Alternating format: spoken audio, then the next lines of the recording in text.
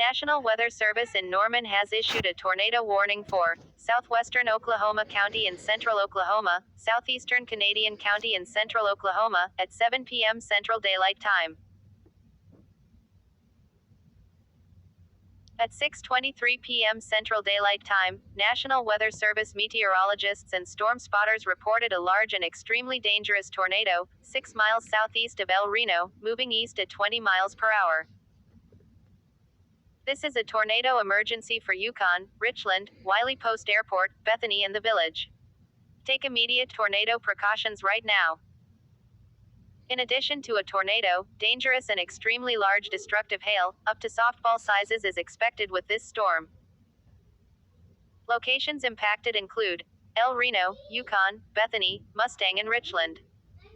This is an extremely dangerous and life-threatening situation.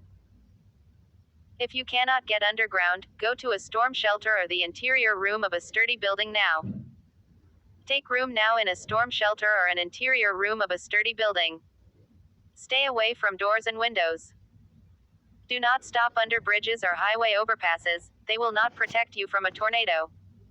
Stay tuned in for news and more information on this alert.